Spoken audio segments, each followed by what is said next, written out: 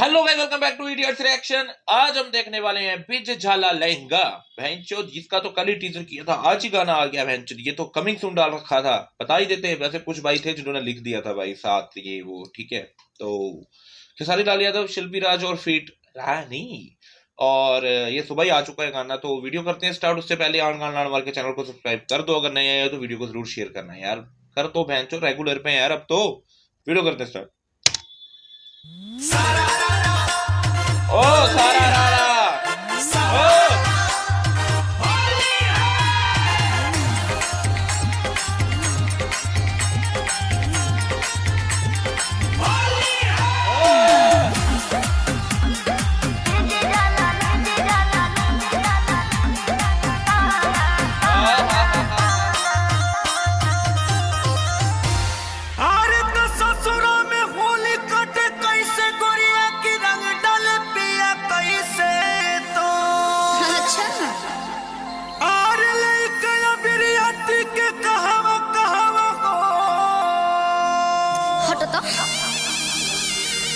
कि कैसे करे सारा।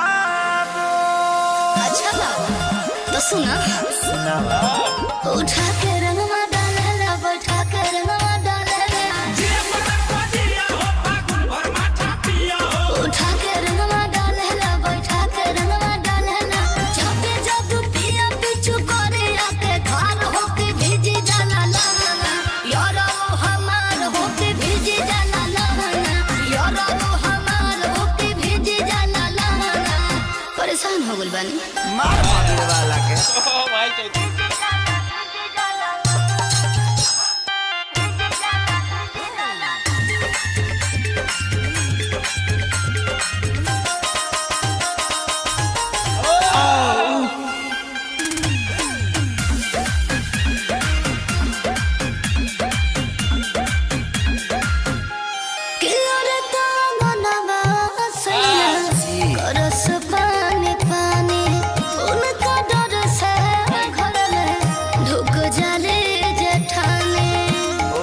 म्यूजिक बहुत अच्छा है, बहुत अच्छा प्यारा म्यूजिक है। तबला, ये हारमोनियम सब डाल दिया बेंच। हमें सर करे पूरा देखिया तो हर नसराते कोई बोतला के बद पर पराते कोई रगड़ देत होई।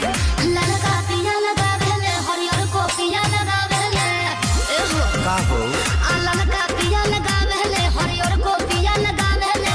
चोलिया में डाले मोर चाटा कार होके भेजे जाला लहंगा, यारो हमार होके भेजे जाला लहंगा, यारो हमार होके भेजे जाला लहंगा। आ देते हैं। भेजे जाला लहंगा।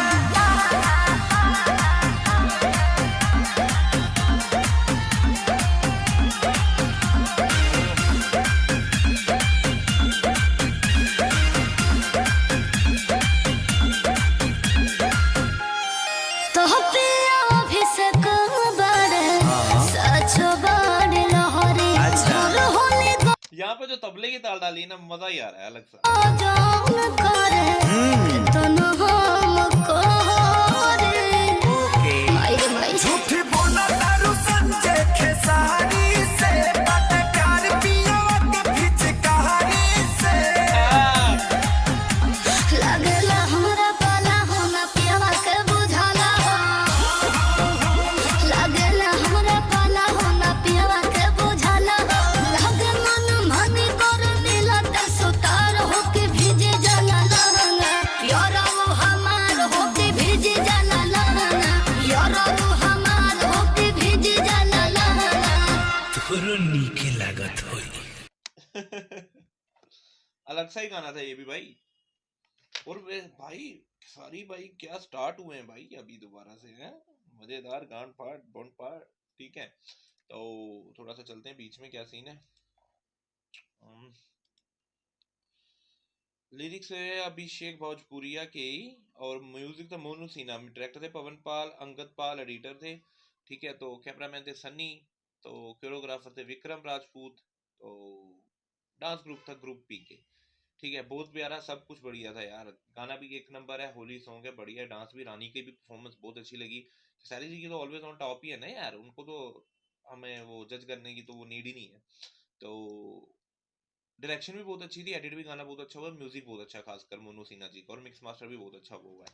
ठीक है, फिलहाल तो ये था मेरा वन टेक फर्स्ट रिएक्शन है, आपको कैसा लगा जरूर कमेंट सेक्शन में बताना, और क्या चाहते हो भरावा वो भी कमेंट सेक्शन में बता देना। ठीक है, तो वीडियो को जरूर शेयर करो, नया आया हो चैनल पे तो आड़ के चैनल को सब्सक्राइब करके जाना। तो वीडियो करते खत्म, मिलते हैं आपको अगली वीडियो के साथ, तब तक के लिए सेक्शन रख ली करें।